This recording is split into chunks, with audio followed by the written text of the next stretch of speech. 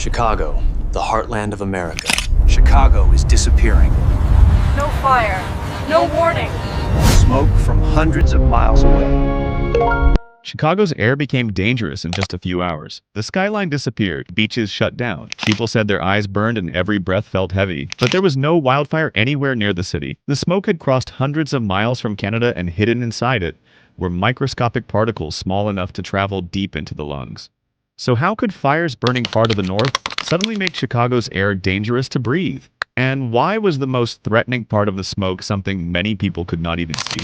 The first warning came as weather forecasters began tracking a massive plume of wildfire smoke moving south from Canada. On satellite images, it appeared like a broad brown cloud spreading over Wisconsin and the Great Lakes before pushing into northern Illinois. This was not simply a thin layer of smoke floating high above the ground. Forecasters described it as a wall of smoke. As it approached Chicago, air quality conditions were expected to fall rapidly from moderate into the unhealthy and, in some areas, very unhealthy categories.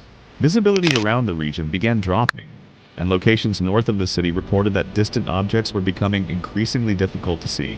By the time the smoke reached Chicago, parts of the skyline had almost vanished behind the haze. From viewpoints where the city's buildings would normally be easy to recognize, only the closest structures could still be seen. Farther away, the towers seemed to dissolve into the gray air. Near Navy Pier and along the lakefront, the smoke became so thick that familiar landmarks appeared shaded or completely hidden. The situation was more than an unusual visual effect. At one point, local air quality readings reached an air quality index of approximately 167, placing the air firmly inside the unhealthy category. Conditions were expected to worsen in some locations as more smoke moved into the area. The air quality index, usually called the AQI, was a scale used to communicate how polluted the air is and what that pollution may mean for human health. Lower numbers generally indicate clean air.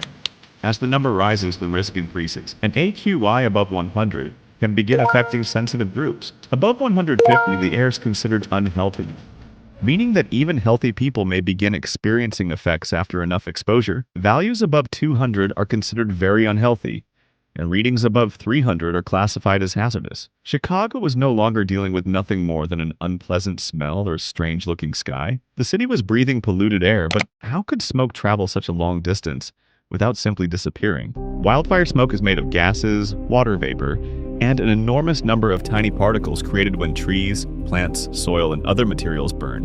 When a wildfire becomes intense enough, rising heat can carry smoke thousands of feet into the atmosphere. Once the smoke reaches higher layers of air, strong winds can transport it over enormous distances. The smoke may travel for hundreds or even thousands of miles before weather patterns push it back toward the surface.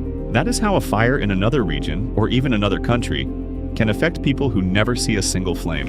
In Chicago's case, winds carried smoke south from Canadian wildfires and across the Great Lakes. As the plume reached the region, local atmospheric conditions helped determine where the thickest smoke collected. Wind direction, temperature, humidity, and the movement of air near Lake Michigan all influenced how the smoke spread.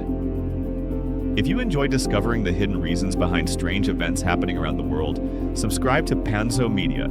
And please leave your comments below to share your perspective on this issue. Goodbye and see you in the next videos.